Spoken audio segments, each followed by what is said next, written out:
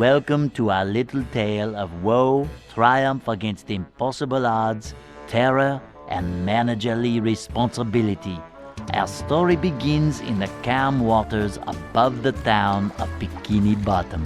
As we descend beneath the waves, we find another day. Wait a minute! Hold your seahorses!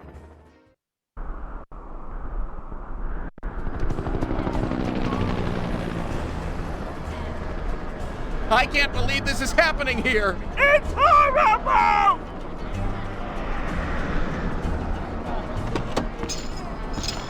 Oh, thank Neptune, my manager's here! Talk to me, Krabs. It started out as a simple order. A Krabby Patty with cheese. So what went wrong? When the customer took a bite, no cheese! Oh, this has never happened before! Get a hold of yourself, Eugene. I'm going in.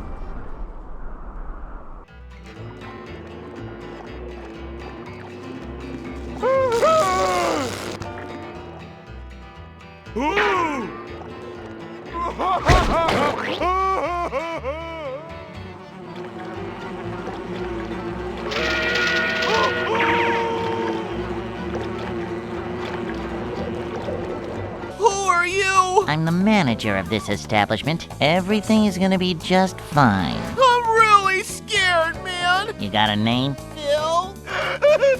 Come on, Phil, stay with me. I've only got one shot at this. Gotta have the right tools for the job. Bingo.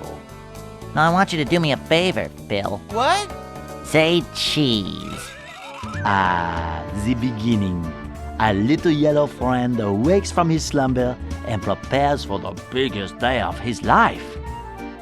Yet despite his dreams, he is not honored with the manager position of the new Krusty Krab 2.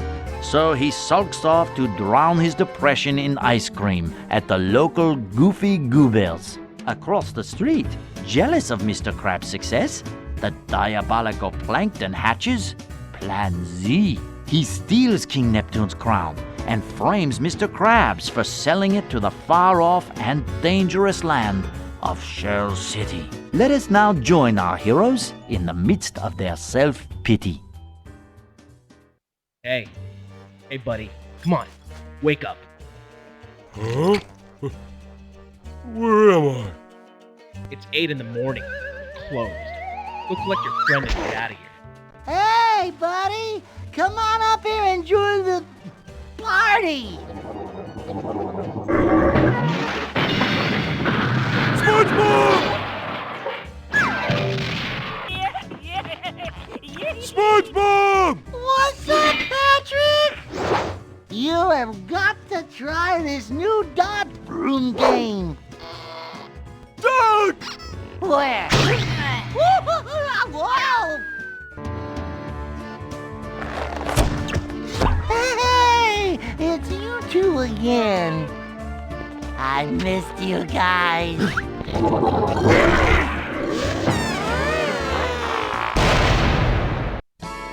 There you are, Patrick. I've been trying to find you all evening.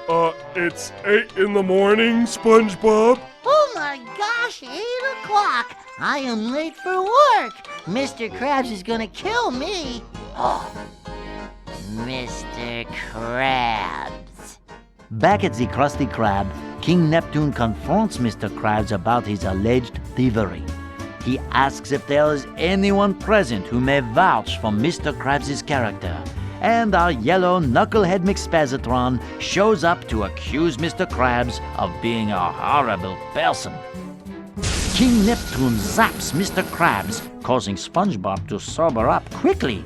He selflessly volunteers to journey to Shell City and retrieve the king's crown. Freezing Mr. Krabs in place, King Neptune grants a 6-day reprieve so SpongeBob and Patrick may attempt to retrieve the crown. King Neptune's daughter Mindy provides SpongeBob and Patrick with a magic mirror through which she can communicate and assist our heroic duo. We continue as SpongeBob and Patrick arrive at the paddy wagon. With the chaos of Bikini Bottom behind us, SpongeBob and Patrick begin their long journey towards Shell City. However, with SpongeBob gone, all is not well. Plankton is now selling the Krabby Patty at the Chum Bucket, and with every purchase, customers are getting a mind-controlling bucket helmet. Squidward has discovered Plankton's plan to create an army of bucket heads. Will Squidward save the day? No. On the outskirts of town, SpongeBob and Patrick meet some of the charming locals who tell them they will not last long outside the city. But our friends do not listen. They should have listened. Our heroes are now stranded in a vast desert with only their feet for transportation. Our heroes, having foiled Plankton's evil plans, continue across the desert. But Plankton remains one stubby step ahead of them. He sends someone to make sure that they will fail. He is a vicious, ruthless killer named Dennis. Fortunately, SpongeBob and Patrick have discovered the paddy wagon in a parking lot. But the key is missing. So the only thing to do is to go into the rough, tough bar and look for it. Good luck, my friends. You're going to need it. Patrick, we've got to start acting like men.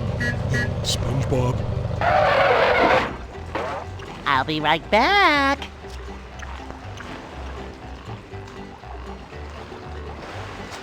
SpongeBob, wait! Make mine chocolate. I'll have 2 chocolate banana splits with sprinkled fairy stars and goober beans. With extra sauce, please. You can let go now. I said let go, please. What kind of old lady are you?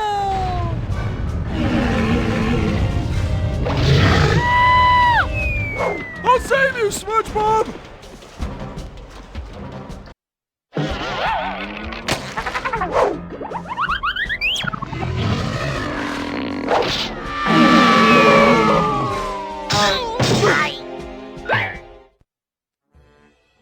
Patrick, step on it!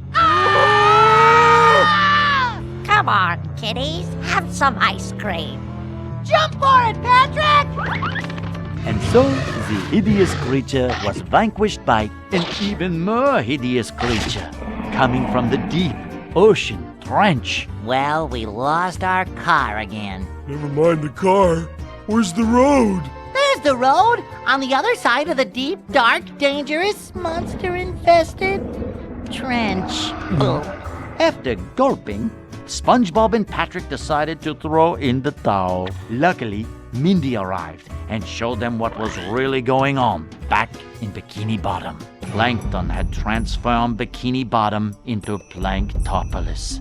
The sight of their city convinced our heroes to continue on to Shell City. So, in order to become men, they cried like little babies. But someone was hot on their tail. With no time to lose, Princess Mindy thought of a better idea, and our heroes quickly became men and marched toward the treacherous trench. And that is how SpongeBob and Patrick escaped the trench full of hideous, disgusting monsters. Meanwhile, Dennis continues to follow our heroes. Some unsavory types attempt to get in his way, but he manages to reason with them. And so, like 2 tin cans in a trash compactor, SpongeBob and Patrick continue on, blissfully unaware of the danger closing in on them. Standing in their way is a field full of stanky garbage, but with Shell City somewhere on the other side, they have no choice but to push on. Hello, boys. Who are you? Your worst nightmare. A big pile of broccoli? Name's Dennis. I was hired to kill you. Look, buddy, I hate to burst your bubble, but you're talking to 2 men here. We don't have time for these silly games, so if you could just step aside. Ow! Help me, Patrick! Don't worry, buddy. I'll save you. Finally, I got you right where I want you. That's a big boot. Don't worry, this'll only hurt a lot. I love this job. Bigger boot. Wait, Pat! This bigger boot saved our lives! Yay! Thank you, stranger. It's the Cyclops! Run! And so, SpongeBob and Patrick escaped the clutches of the mad, murderous Dennis, only to be captured by the even more hideous Cyclops, and then they passed out, awakening in a dreamy, goofy goober wonderland where... Oh, wait a minute. Hey, it's the Goofy Goober! Patrick, there's the Goofy Goober himself! Oh boy. As I was saying, SpongeBob and Patrick continued on, allowing nothing to distract them. Goofy, goofy, goober, goober, yeah! It's just a dream, don't waste your time. Go ahead.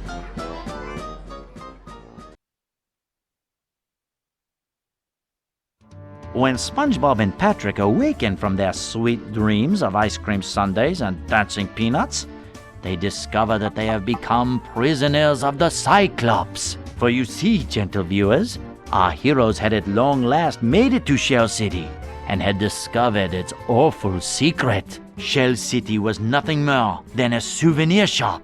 Those who were captured were dried up and turned into smelly knickknacks. And that is precisely what was happening to our two friends. The situation seemed to be completely and utterly hopeless. But they were saved by the tear of the Goofy Goober, as well as a conveniently placed sprinkler system. King Neptune's crown lay nearby, but our heroes still needed to escape the treacherous depths of Shell City and get past their most dangerous adversary, the Cyclops. And so, after escaping the hideous fate that awaited them in the clutches of the Cyclops, SpongeBob and Patrick find themselves standing on the beach, staring out at the vastness of the ocean. How are we gonna get back to Bikini Bottom? I can take you there. Who are you? I'm not a lifeguard, but I play one on TV. Hooray! So, where's your boat? Boat? Hooray! Nothing can stop us now! Bikini Bottom, here we come! Huh? Unidentified object off the hind quarters. Bigger boot? But how? Did you miss me? Ah! Dennis!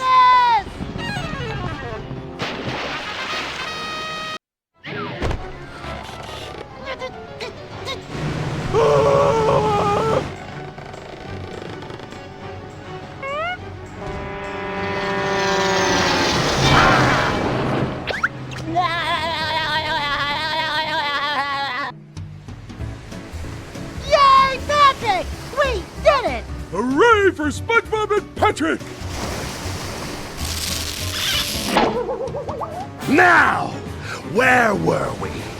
Wait, Dennis! Look out behind you! That's it! I'm through messing around! See you later, fools!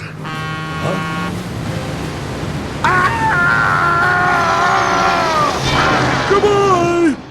After many adventures, our heroes arrive back home. But it is a much, much different place from the one they left. Where there once was rolling green fields and bustling city streets, there is now Planktopolis, a city as dark and twisted as the heart of its teeny tiny ruler. All of Bikini Bottom's familiar faces are now covered by unfashionable mind-controlling buckets. And perhaps most horrible of all, King Neptune is at the Krusty Krab too, preparing to fry Mr. Krabs. Bikini Bottom's only hope rests with a small yellow sponge and a pink sea star. Can they survive the dangers of Planktopolis? Ooh, let us hope so. All right, Crabs. Time for you to die. Not so fast, Plankton. I brought back King Neptune's crown, and I'm here to save Mr. Krabs. Nice work, SpongeBob. You made it all the way to Shell City and back. That's a heroic feat. Too bad it won't help. All hail, Plankton. Hey, King Neptune already has a crown.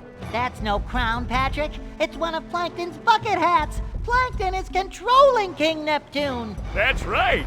And now I'll have the pleasure of removing you along with your friends. Neptune, I command you to kill SpongeBob! Kill SpongeBob! Kill him! Kill him, you idiot! Idiot?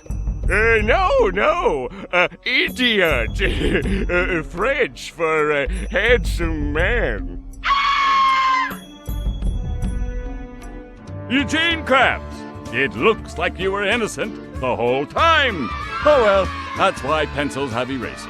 And now to thank the brave heroes who recovered my crown and saved Bikini Bottom, SpongeBob and Patrick, you have performed a manly deed. I'm so proud of you. Thanks, Mindy.